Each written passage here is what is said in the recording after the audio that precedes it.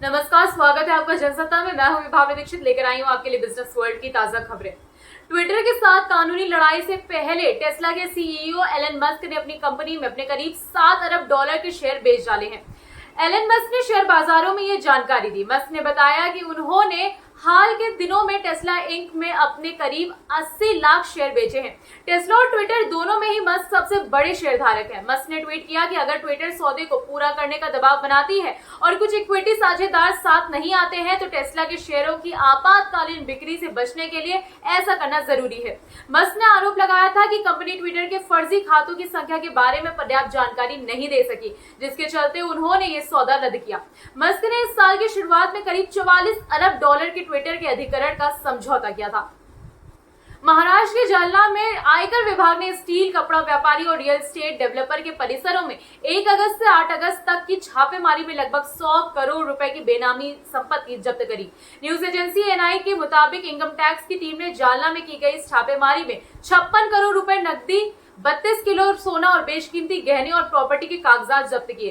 कारोबारियों के यहाँ बरामद की गई रकम को गिनने में आयकर विभाग को 13 घंटे से ज्यादा का समय लगा। छापेमारी के दौरान इस ऑपरेशन को पूरी तरह से गुप्त रखा गया। इस बात की आधिकारिक जानकारी किसी को नहीं दी गई थी। मीडिया रिपोर्ट्स में बताया गया कि जालना में कई कारोबारी कथित रूप से नगद लेन देन में लिप्त थे और अतिरिक्त राजस्व का रिकॉर्ड न दिखाकर टैक्स की चोरी कर रहे थे। ये छापेमारी 1 अगस्त से 8 अगस्त के बीच हुई। कथित तौर पर स्थानीय अधिकारियों और कर्मचारियों के साथ नासिक आईटी अधिकारियों की 5 टीमों ने इस छापेमारी में हिस्सा लिया था। संयुक्त राष्ट्र की एक रिपोर्ट में कहा गया कि कोविड महामारी के दौरान दुनिया भर में क्रिप्टो करेंसी का इस्तेमाल अभूतपूर्व दर से बढ़ा है। इस रिपोर्ट में यह भी कहा गया कि भारत में 7% से ज्यादा आबादी के पास डिजिटल करेंसी मौजूद है।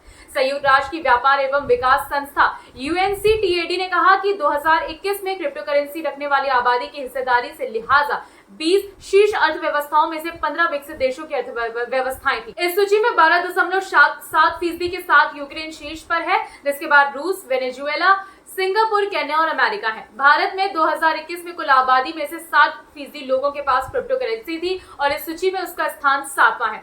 रिपोर्ट ने कहा कि कोविड-19 के दौरान विकसित देशों समेत दुनिया भर में क्रिप्टो करेंसी का उपयोग बेहद तेजी से बढ़ा है। चीन ने इस साल नेपाल को 15 अरब रुपए के अनुदान की सहायता देने का वादा किया, जिसमें विभिन्न परियोजनाओं में निवेश किया जाएगा। नेपाल और चाइना के संबंधों को मजबूत करने के लिए चीन गए नेपाल के विदेश मंत्री नारायण खड़गा ने अपने चीनी समकक्ष वांग यी के साथ व्यापारिक मुद्दे पर वार्ता की, जिसके बाद यह घोषणा करी गई। वांग के निमंत्रण पर चीन के आधिकारिक दौरे पर गए खड़गे ने बुधवार को चीन के शहर में वांग से मुलाकात करी। नेपाल के विदेश मंत्रालय के एक बयान में कहा गया कि दोनों विदेश मंत्रियों ने नेपाल चीन संबंधों के सभी पहलुओं का जायजा लिया और व्यापार, निवेश, स्वास्थ्य, पर्यटन, गरीबी उन्मूलन, कृषि, आपदा और अन्य चीजों और लोगों के बीच आदान प्रदान जैसे विभिन्न क्षेत्रों में सहयोग बढ़ावा देने पर सहमति जताई। वांग ने घोषणा करी कि चीन 2022 में नेपाल को विभिन्न परियोजनाओं में निवेश करने के लिए 15 अरब रुपए की सहायता देगा। अभी के लिए बस इतना ही। बाकी देश, दुनिया और व्यापार जगत से जुड़ी हर खबर के लिए बने रहिए जनसत्ता के साथ। धन्यवाद।